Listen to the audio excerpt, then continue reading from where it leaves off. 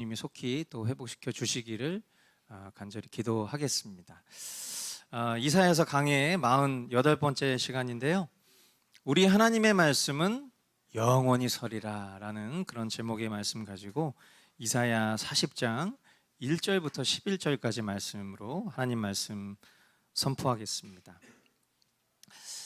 이제 이 이사야 40장은 이사야 선지서에 있어서는 굉장히 큰 전환을 이루는 그런 챕터라고 볼 수 있어요. 그러니까 이사야 선지서를 사람들이 이렇게 성경학자들이 이야기할 때 여러 가지 많은 그런 주장들이 있는 그런 이사야서인데, 특별히 이 40장을 통해서 이제 새로운 챕터의 전환이 이루어지는 것에 대해서는 다 동일한 그런 견해를 가지고 있습니다.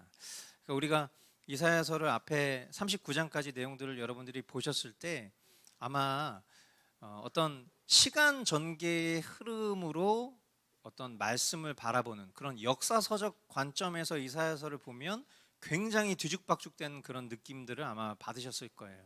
그러니까 이 이사야서의 독특한 구조는 시간 순서로 이렇게 전개가 되다가도 갑자기 어떤 시공간을 뛰어넘는 그런 종말론적인 메시지가 중간중간에 이렇게 삽입되어 있고, 그리고 그 메시지가 끝나고 나서 또 연결되는 내용이 앞에 이어졌던 시간 순서랑은 또 다른 시간에 그런 내용들로 펼쳐지는 것들을 이제 우리가 보게 되었던 것이죠.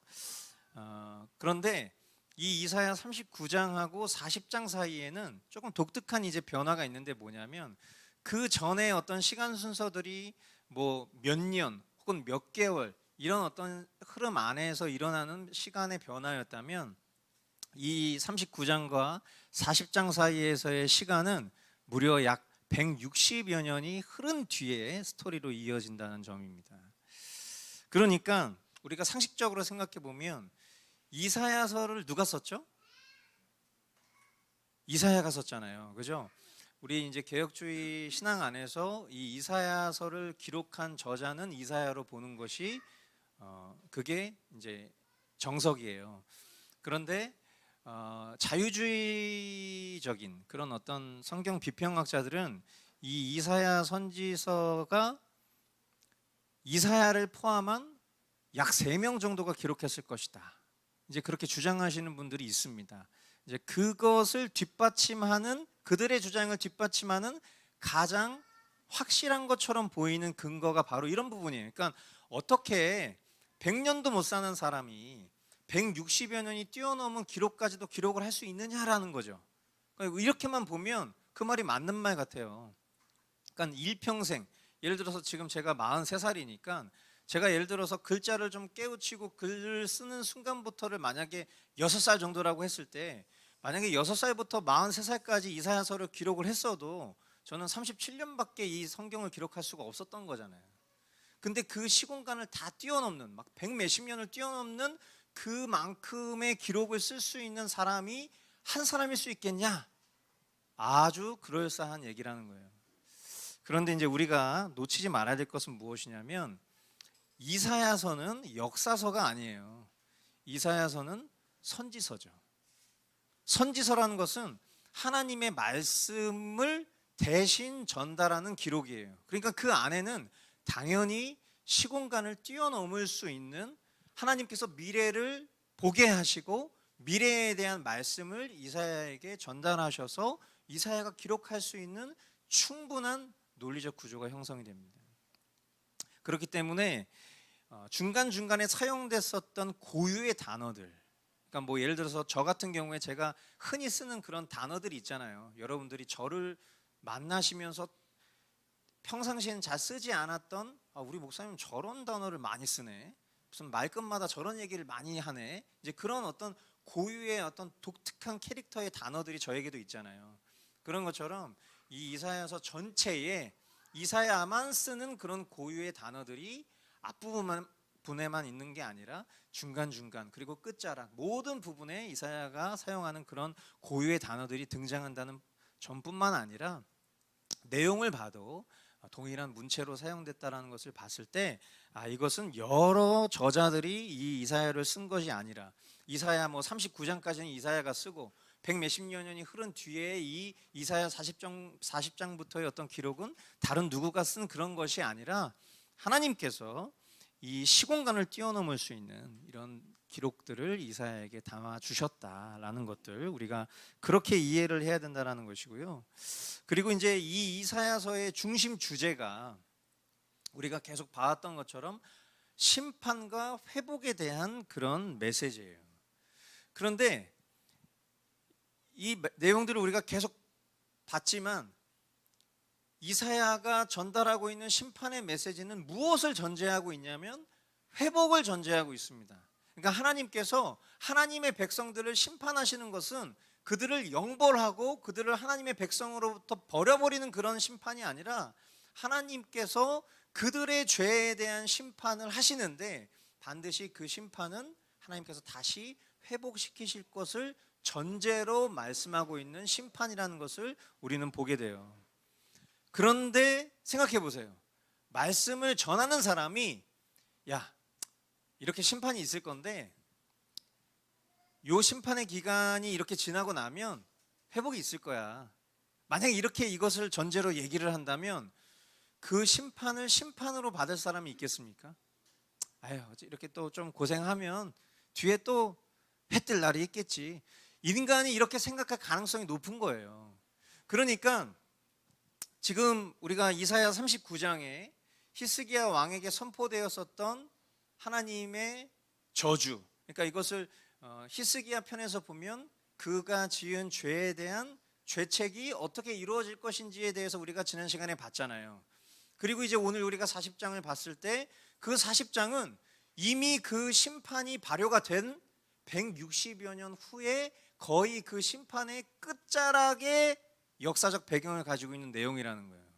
그러니까 이것이 그냥 뭐 중간에 그냥 붕 어디론가 날아갔구나 이렇게 생각하실 게 아니라 이 이스라엘 백성들이 이 그들이 지은 죄로 인하여서 감당할 수밖에 없었던 그 죄책의 시간들의 끝자락에 오늘 우리가 이 본문을 만나게 된 것이구나. 이제 그렇게 이해하시면 되겠고, 그리고 이 내용이 160여 년이 흘렀다 할지라도 그것은 오늘 이 기록을 보고 있는 우리 편에서는 하나님의 시간 안에서 이사야가 담아낸 그 이후의 두루마기를 펼친 내용이다. 그렇게 여러분들이 이해하시고 오늘 이 이사야 40장 말씀을 보시면 되겠습니다. 이해가 되시죠? 예, 어떤 이런 배경들을 좀 알고 말씀을 보는 것이 좀 유익할 것 같아서 약간 이런 개관 같은 내용들을 좀 설명을 드렸습니다. 자, 그러면 이제 한번 생각을 해볼게요.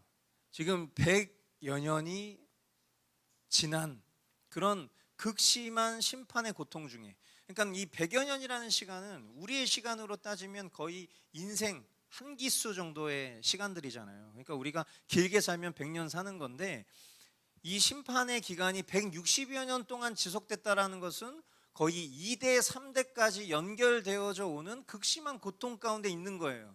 그러니까 지금 이 환난 가운데 처해져 있는, 이 고난 가운데 처해져 있는 백성들에게 필요한 건 뭘까요? 조직의 쓴맛입니까? 그냥 아주 죽을 때까지 그냥 더 혼나야 돼, 막 그냥 아주 칠 때가 고생을 해야 돼, 그냥 이런 게 필요합니까? 아니면 이 심판을 허락하신 하나님께서 그 하나님의 백성들을 위로하시는 게 필요할까요? 당연히 우리는 매 주일날 설교를 들어도 잔소리 같은 혹은 심판의 메시지 같은 내용을 듣기보다는 위로의 메시지를 듣고 싶어 하잖아요. 그죠? 그러니까 당연히 이 상황 속에서 그들에게 절박하게, 그 절박한 심령 가운데서 필요한 것은 하나님의 위로가 필요할 것이죠. 자, 1절로 2절 보겠습니다. 너희는 위로하여라. 나의 백성을 위로하여라. 너희의 하나님께서 말씀하신다. 예루살렘 주민을 격려하고 그들에게 일러주어라. 이제 복역 기간이 끝나고 죄에 대한 형벌도 다 받고 지은 죄에 비하여 갑절의 벌을 주님에게서 받았다고 외쳐라. 아멘. 자, 히스기야의 죄목을 지난 시간에 이야기했어요. 히스기야가 지은 죄목이 뭐였죠? 교만이었어요. 그죠? 히스기야의 교만이라는 죄목을 통해서 죄책으로 받게 된 형벌이 무엇이냐면 그것은 바로 바벨로니아에게 포로로 잡혀가는 것이죠. 그 히스기야의 아들이 환관 내시가 되는 이런 정말 비참하고 끔찍한 그런 역사적 고통을 겪게 된 것이 이제 이 이스라엘 백성들이 처한 처지인 것인데, 오늘 이 이사야 40장은 이 그 끝이 거의 다 다다랐다, 너희의 백성들을 위로해라 라는 그런 위로의 메시지로 시작을 합니다. 너희는 위로하여라, 나의 백성을 위로하여라. 이것을 통해서 하나님의 백성을 향한 심판은 다시 한번 말씀드리지만 회복을 전제한다는 것을 우리는 깨닫게 되는 것입니다. 그러니까 우리가 가끔 이런 경우가 있어요. 어떤 신학적인 그런 틀 안에서 생각을 해보면 저와 여러분들은 이 개혁주의 신앙 안에서 신앙생활을 하죠. 그러나 우리가 같은 기독교의 이름 안에서도 뭐 대표적으로 이 개혁주의와 좀 반대 지점이 있다라고 보여질 수 있는, 특별히 구원론적인 측면에서 조금 다른 측면을 가지고 있는 아르미니우스주의자들 같은 경우에는 이 말씀이 당연히 충돌을 빚을 가능성이 높습니다. 왜냐하면 우리가 예를 들어서 하나님 앞에 잘못해서 하나님의 백성으로 이탈할 수 있다라고 생각하고 믿는 것이 아르미니우스주의자들이기 때문이에요. 그런데 우리는 이 말씀을 어떻게 대면하고 있냐면 하나님의 백성이 하나님께로부터 심판을 받을 수 있다는 거예요.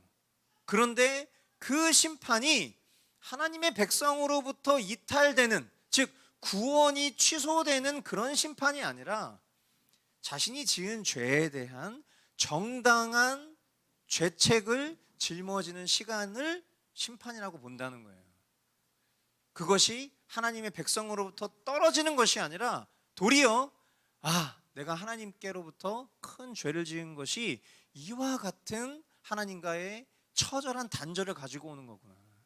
이게 정말 극심한 고통이라는 것이 다른 것이 아니라 하나님과 친밀한 교통을 이룰 수 없는 그 상태가 정말 비참한 것이구나, 그렇게 살면 안 되겠구나 라는 깨달음이 있은 후에 주님은 반드시 그들을 위로하시고 회복시키시고 하나님께서 부어주시는 큰 복을 허락해 주신다는 거예요. 그러니까 이런 말씀들을 통해서 우리가 어떤 신학적인 사조들을 분별할 때에도 아르미니우스주의자들의 생각보다는 우리 개혁주의 신앙이 훨씬 더 복음에 가깝다는 것을 우리는 견지할 수 있는 것이죠. 3절로 5절 말씀해 봅니다. 한 소리가 외친다. 광야에 주님께서 오실 길을 닦아라. 사막에 우리의 하나님께서 오실 큰 길을 곧게 내어라. 모든 계곡은 메우고 산과 언덕은 깎아내리고 거친 길은 평탄하게 하고 험한 곳은 평지로 만들어라. 주님의 영광이 나타날 것이니 모든 사람이 그것을 함께 볼 것이다. 이것은 주님께서 친히 약속하신 것이다. 아멘. 자, 이런 회복을 전제로 한 그런 심판과 그리고 회복의 메시지의 선언 이후에 이제 하나님께서는 그들의 어떤 교만이라는 죄책, 음란이라는 죄책, 이런 어떤 자범죄에 해당하는 죄책을 뛰어넘은 영속적인 그런 영 죽을 사망에 대한 죄책으로부터 구원해 주실 메시아, 즉 그리스도에 대한 소망의 메시지를 이어서 선포해 주시죠. 이 말씀을 보고 있자니 떠오르는 한 인물이 있는데 그것은 바로 그리스도의 초림을 예비하였던 세례 요한이 떠오릅니다. 그는 광야에서 회개를 선포했어요. 그리고 그리스도를 위해서 하나님의 백성들의 마음을 준비시켰죠.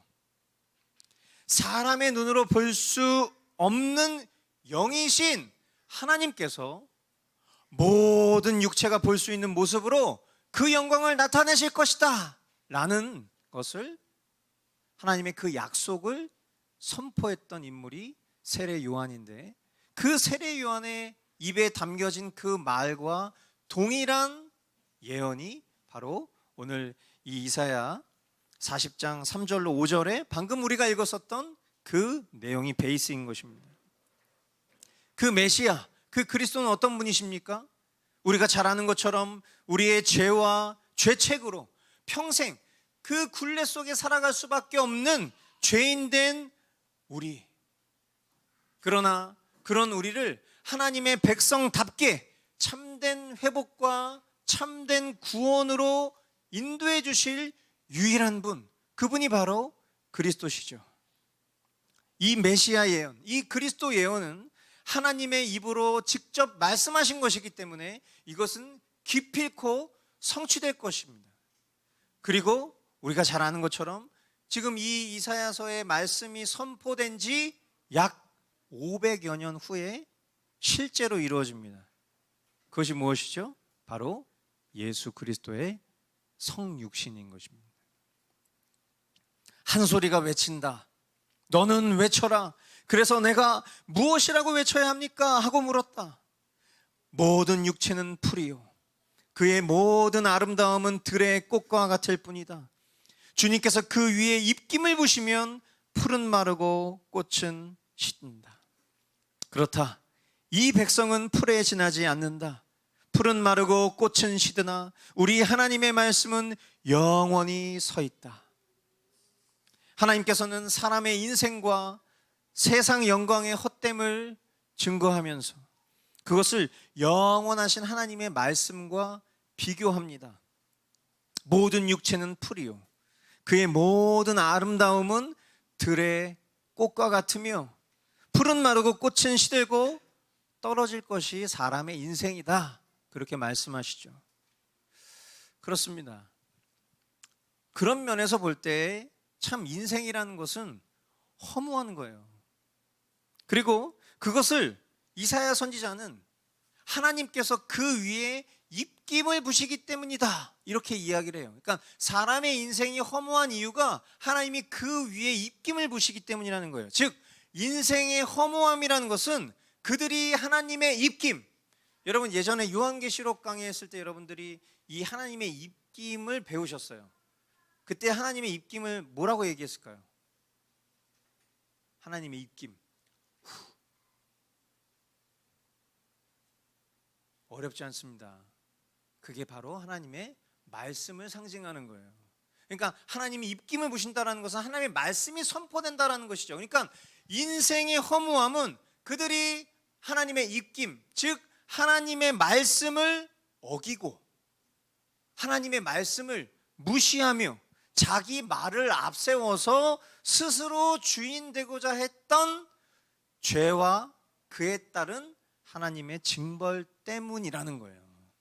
그러니까 인생이 허무한 이유가 그냥 인생 자체가 허무한 존재로 태어난 것은 아니에요. 그러나 그 인생의 주인 되신 하나님의 말씀을 쫓아 살았던 것이 아니라 자기의 소견대로 이 세상이 추구하는 바대로 살았기 때문에 결국 자신이 주인된 인생은 허무할 수밖에 없다라는 것이죠. 그리고 그것을 대표적으로 보여주고 있는 것이 바로 이 성경이 한 민족을 선택한 거죠. 하나님께서 한 민족을 선택하신 거예요. 그 이스라엘이라는 민족. 그 이스라엘의 민족이 어떻게 하나님의 백성으로부터 이탈되어서 그들이 어떻게 하나님의 심판을 경험하고 또 그들을 향한 하나님의 회복은 어떻게 이루어지고 있는지를 예시로 보여주시면서 오늘을 살아가고 있는 저와 여러분들에게 말씀해주고 계신 것이죠. 이 역사적 모델을 통해서 우리에게 말씀하시는 것입니다. 그러나 이사야는 소망의 선포를 합니다. 우리 하나님의 말씀은 영원히 서리라.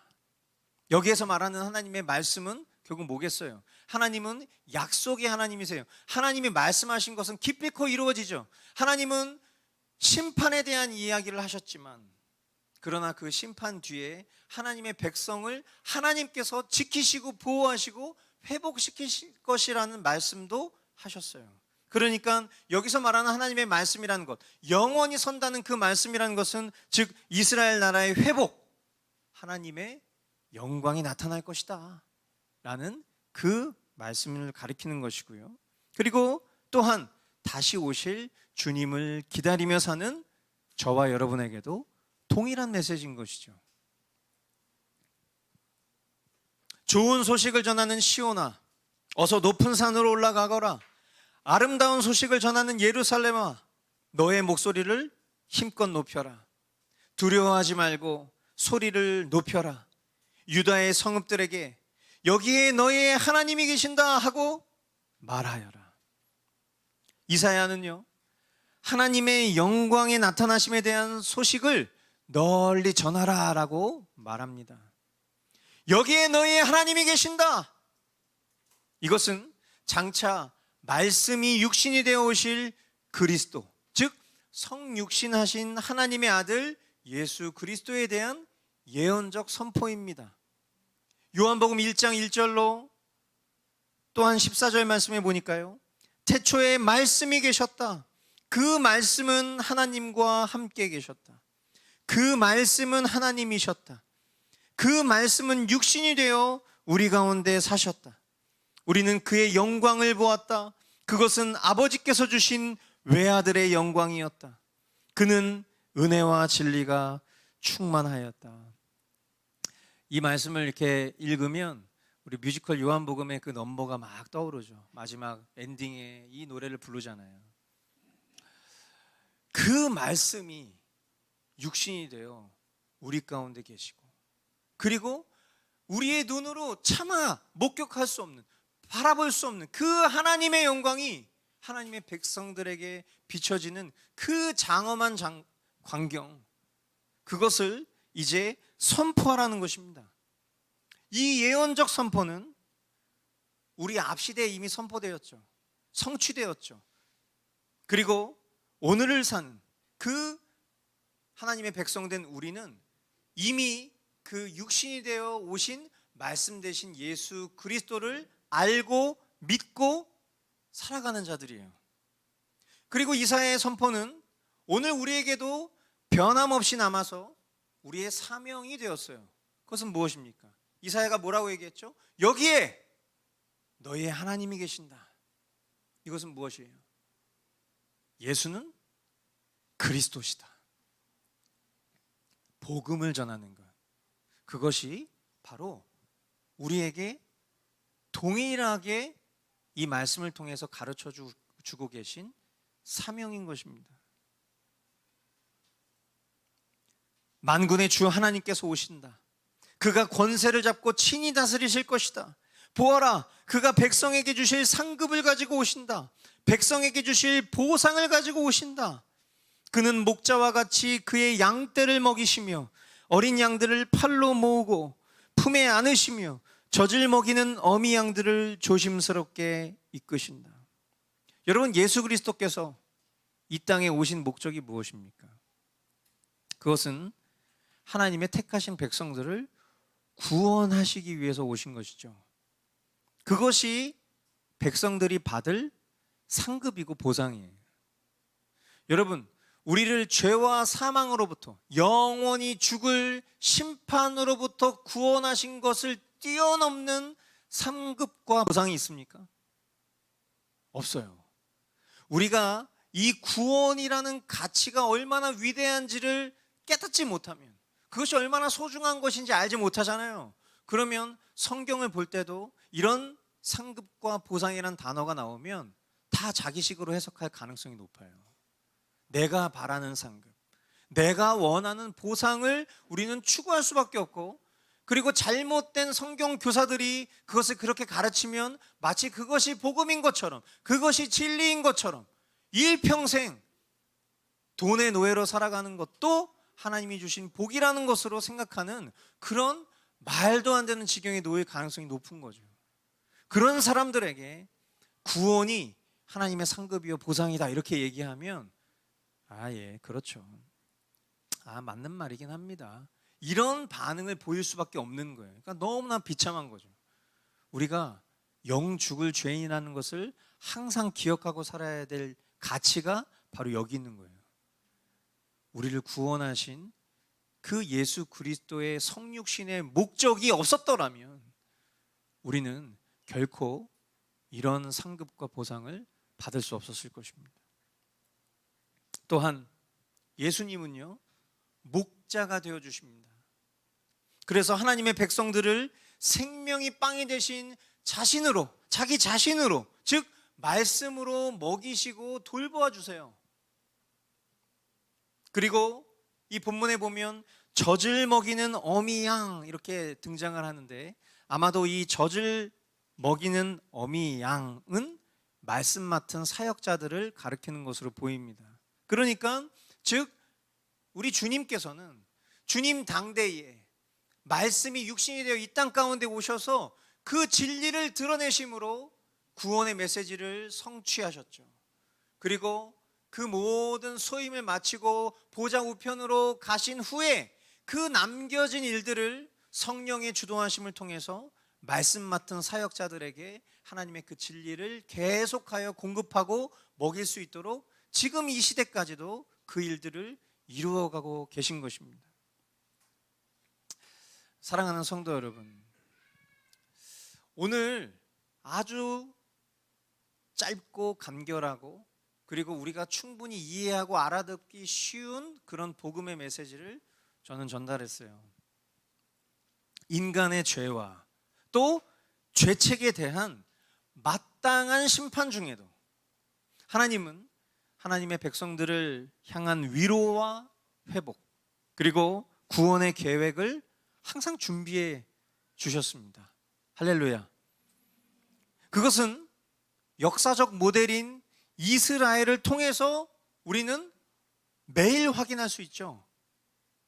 오늘 예수 그리스도를 믿는 하나님의 자녀된 우리에게도 그 이스라엘을 향한 하나님의 지도와 권면과 책망과 형벌과 심판과 회복의 메시지는 동일하다는 것을 우리는 깨닫습니다. 하나님께서는 오늘 이 사실을 우리에게 깨닫게 하심으로 하나님이 얼마나 우리를 사랑하시는지 그리고 우리가 얻은 은혜가 얼마나 큰지를 확인시켜 주십니다. 한번 우리의 삶을 돌아봅시다. 우리의 삶 가운데 하나님이 베풀어 주셨던 은혜들을 생각해 보자고요. 여러분, 인간인 저에게 있어서 하나님의 은혜를 가장 쉽게 까먹는다라고 여겨지는 그 지점이 어디냐면요, 누군가를 오래 기다려주지 못한다는 거예요. 왜 기다려주지 못하죠? 계속하여서 동일하게 똑같은 이야기를 하는데 변하질 않아. 그러면 제가 지치고 더 이상 기다리고 싶지 않은 마음이 들 때가 있어요. 근데 여러분, 제가 참지 못하고 기다리지 못하는 이유가 뭐겠어요? 그것은 내가 기준이 됐고 내가 심판자가 됐기 때문에. 만약에 하나님께서 오래 참지 않으셨다면 우리 중 그 누구도 하나님의 은혜를 지금 이 순간까지 누릴 수 있는 사람은 아무도 없었을 거예요. 하나님의 인내를 우리는 깨달아야 돼요. 하나님이 우리에게 어떤 은혜를 베풀어 주고 계신지를 우리는 알아야 돼. 그래서 힘들지만 어렵지만 우리는 계속하여 하나님을 닮아가려고 힘써야 되는 거예요. 그것이 하나님의 은혜를 입은 자의 태도이기 때문인 것이죠. 이 하나님의 사랑과 은혜에 반응하는 하나님의 자녀된 마땅한 태도가 무엇일까? 그렇다면 그것은 말씀을 대하는 태도라는 것 또한 다시금 주님은 우리에게 말씀해 주고 계시죠. 우리는 오직 구주 예수 그리스도를 믿고 그분의 인도하심을 따르는 어린 양입니다. 아멘. 여러분, 우리는 어린 양이에요. 그리고 그 주님의 양은 누구의 음성을 듣습니까? 이리의 음성을 듣습니까? 다른 산짐승의 들짐승의 음성을 듣습니까? 세상의 가치와 음성을 듣습니까? 아니에요. 우리가 주님의 양이 분명하다면 주님의 양들은 목자 대신 그리스도의 말씀에 귀를 기울입니다. 동일한 말씀이 선포되어도 이 말씀이 내 심령 가운데 주님이 말씀하고 계신 음성이라는 것을 듣는 사람은 태도부터 다르게 돼 있어요. 내 심령을 깊이 돌아보게 돼 있어요. 내가 주님의 말씀을 듣고 사는 사람인지 아닌지를 진지하게 반응하게 돼 있단 말이에요. 여러분, 오늘 주님의 음성을 들으셨기를 바랍니다. 주님의 말씀이 어디에 있어요? 오직 성경에만 있어요. 주님은 때론 우리의 심령 가운데 내면의 음성으로 말씀하실 때도 있습니다. 그러나 그 내면의 음성이 내 생각인지 하나님의 말씀인지를 분별할 수 있는 그런 객관적인 진리를 우리에게 성경으로 주셨어요.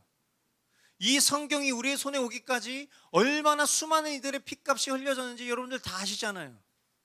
그 가치를 뒤로 하고라도 그 하나님의 말씀이 담긴 성경이 우리에게 유일한 하나님의 말씀을 들을 수 있는 특별 계시라는 것을 우리 모두가 인정한다면, 그리고 내가 주님의 양이라는 것을 인정한다면, 우리는 오늘 주님의 말씀을 어떻게 대하는지, 즉 내가 성경을 어떻게 대하는지가 하나님을 대하는 태도라는 것 또한 우리는 다시 한번 오늘 이 말씀을 통해서 기억해야 할 것입니다. 오늘 말씀의 제목을 우리 함께 읽어봅시다. 시작. 우리 하나님의 말씀은 영원히 서리라. 여러분 정말 믿으십니까? 이 이사야서에 기록되었던 그 시대의 말씀이 오늘 살아가는 우리와 전혀 무관하지 않은 말씀이라는 것을 여러분 신뢰하십니까? 이 말씀을 통해서 이 이스라엘을 모델로 삼고 선포하시는 그 선언적 메시지가 오늘 2022년을 살아가는 저와 여러분들에게도 말씀하는 말씀이라는 걸 여러분 정말 믿으십니까? 그렇다면 이제 남겨진 말씀, 성경이 예언하고 있는 마지막 남겨진 예언, 그것은 이 예수 그리스도께서 다시 오실 것이라는 거예요. 그날을 붙잡고 그날을 소망하며 그날을 기준으로 오늘을 살아가는 자들이 하나님의 백성이고, 그 사람들이 주님의 양떼들이라는 것을 우리는 기억해야 됩니다. 영원한 그 말씀이 남겨져 있어요. 그 말씀을 우리는 붙잡아야 돼요. 바라고 원하기는 이 선포 위에 오늘을 살아가는 저와 여러분 되기를 바랍니다.